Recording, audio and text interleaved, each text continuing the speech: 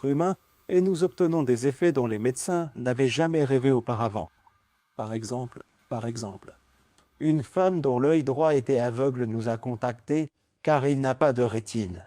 L'œil est aveugle depuis la naissance. Et lorsque nous avons lu l'information à partir de sa photographie, et qu'une photographie n'est pas une image plane d'une personne, c'est quelque chose de bien plus. Tout comme on ne peut pas dire que la Madone Sixtine ou la Joconde sur la toile de Léonard de Vinci sont simplement 200 grammes de peinture étalée sur un textile. Elle contient quelque chose de plus. De même, une photographie contient beaucoup plus d'informations sur la génétique d'une personne et de ses ancêtres. Et lorsque nous lisions l'information pour cette femme avec un faisceau laser, nous avons simplement scanné une petite partie de cette photographie. Nous avons obtenu un rayonnement secondaire que nous avons enregistré sous forme d'onde radio. Avec un simple récepteur radio, nous avons utilisé une fréquence donnée, par exemple 700 kHz. Bien qu'on puisse utiliser d'autres longueurs d'onde, nous n'en avions pas la possibilité car chaque longueur d'onde nécessite d'énormes recherches. Et nous n'utilisons pour l'instant qu'un ensemble limité de longueurs d'onde. Et quand nous avons donné cet enregistrement à cette femme, qui l'écoutait au format WAV, on peut aussi l'écouter au format MP3. Ce n'est pas grave si certaines fréquences sont un peu coupées, car le spectre est non linéaire, fractal. C'est une autre histoire. Donc, la rétine de l'œil droit de cette femme s'est régénérée et elle a commencé à voir avec cet œil.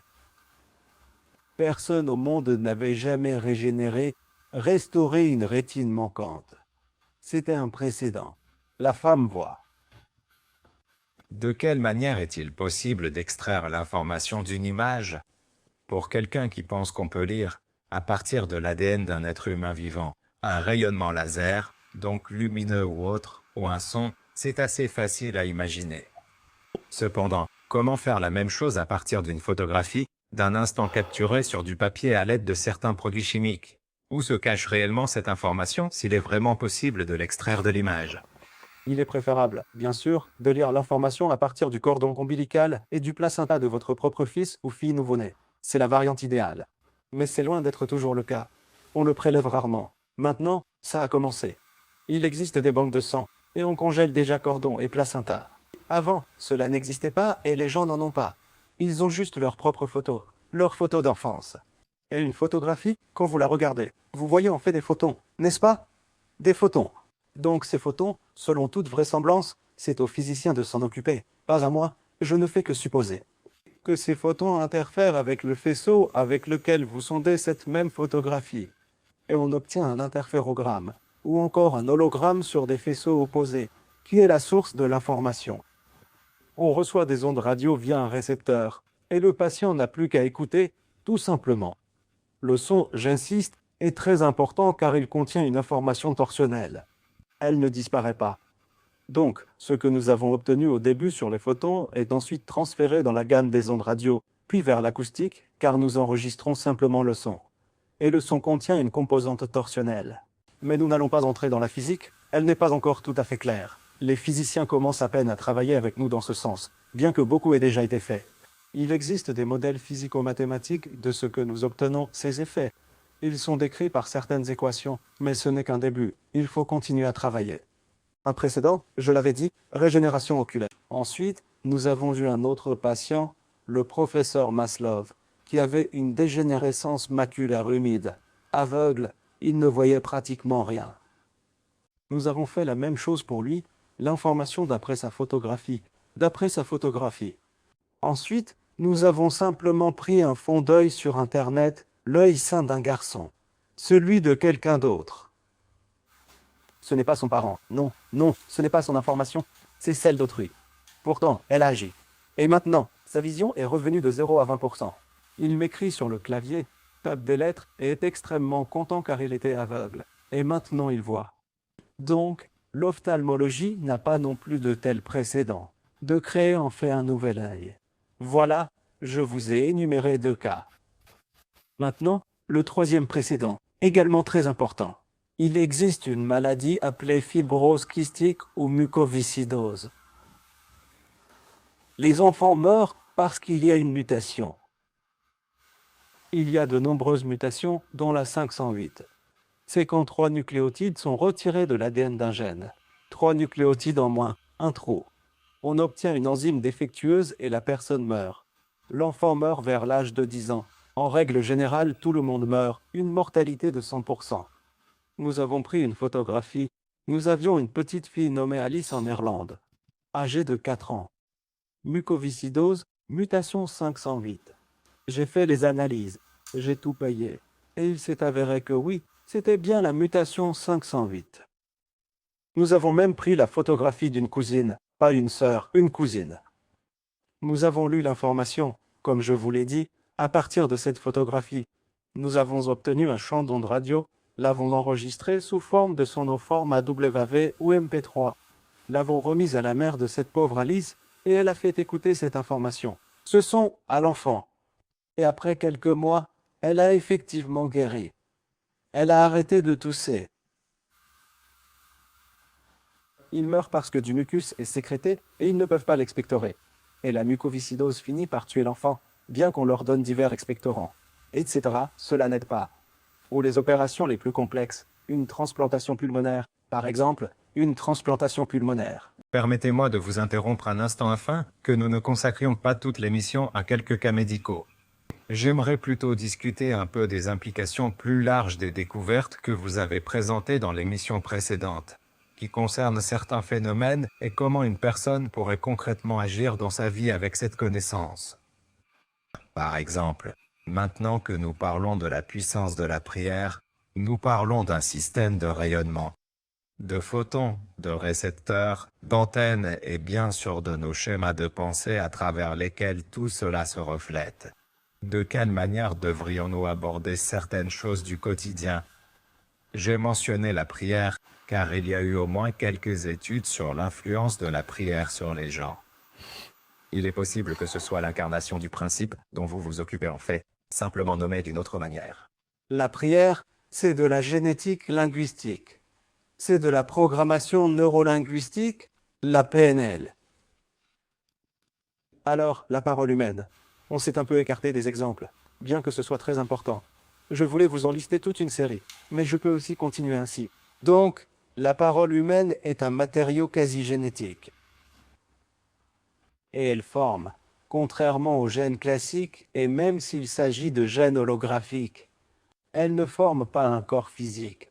Cette information verbale, cette information quasi génétique, elle forme le corps spirituel de l'homme. Le corps spirituel de l'homme n'a ni forme ni taille. Cependant, sans cette information génétique, verbale, que nous donnent les maîtres, l'homme se transforme simplement en un morceau de chair. C'est pourquoi la parole de l'homme, je le répète, qui forme le corps spirituel de l'homme, est extrêmement importante. Et si par exemple une personne jure, dit des grossièretés, cela peut être considéré comme des mutations. Les jurons sont des mutations. Elles forment une perception inadéquate du monde environnant, une perception erronée. Dans une famille où l'on jure, où l'on dit des grossièretés, grandit une personne qui perçoit la réalité environnante de manière inadéquate et elle se transforme en un individu asocial qui est rejeté, éliminé de la société. Il peut finir par mourir. Voilà à quel point la parole humaine est importante. Une parole humaine correcte et surtout avec une idéologie correcte. Car par exemple, la parole humaine sous forme d'enseignement, par exemple le communisme, a mené la Russie dans une impasse. C'est comme un virus qui s'installe dans la tête d'une personne, s'y multiplie et l'affecte, et elle commence à penser de travers et le pays va dans la mauvaise direction. Bien que les idées du communisme soient belles, c'est un conte de fées.